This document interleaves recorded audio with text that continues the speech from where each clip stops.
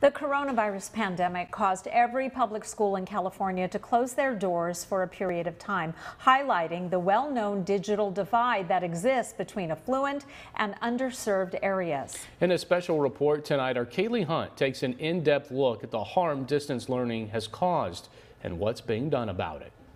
March of 2020, school districts across the state closed their doors, switching to online learning to mitigate the spread of the novel coronavirus. Many teachers packed up their classrooms, only expecting to teach from home for just a few weeks. But instead was stuck teaching virtually from home until school and state health officials cleared them to return to the classroom. One common trend across the valley and state was the decline in students' mental health, one of the most troubling aspects of the digital divide. One of the cornerstones of being a good teacher is being able to address the diverse needs of students learning. On top of that, we really need to start focusing on the mental health and emotional intelligence of children. Mental health might have also played a factor in students' grades falling. Clovis Unified has seen a 5% increase in students having D's and F's, and Fresno Unified says they have seen a 10% increase with students receiving a failing grade. We did have an increase in our D and F rates, in first, second, and third quarter. Probably between 10 and 14% in ELA, and about another 10% more in mathematics, roughly. Both school districts also saw a decrease in participation due to the lack of Wi-Fi availability and not having a device or safe place to log on. Clovis Unified says their attendance was around 90%, while Fresno Unified was around 80% at the beginning of the pandemic. The beginning of the year, when we were purely virtual, our attendance was in the 80s, and a good 80%.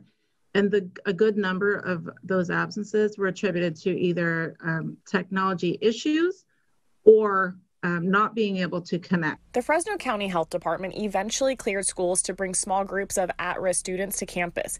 At-risk students include homeless students, students with special needs, and students not taking part in distance learning. Fresno Unified says their attendance and participation jumped from 80% to 93%, but still a majority of their students were learning at home. We have to give our kids what they need, but some people don't have that ability.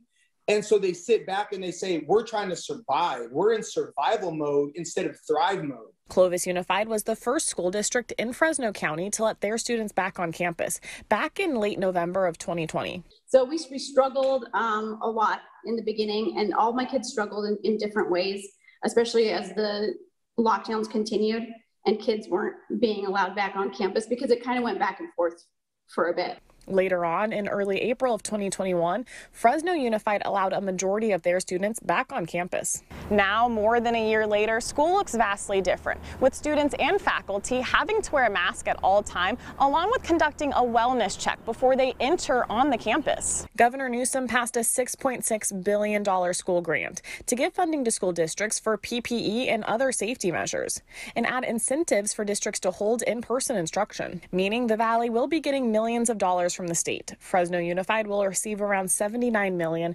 Clovis Unified will receive around $40 million. Fresno County as a whole will receive around $200 million.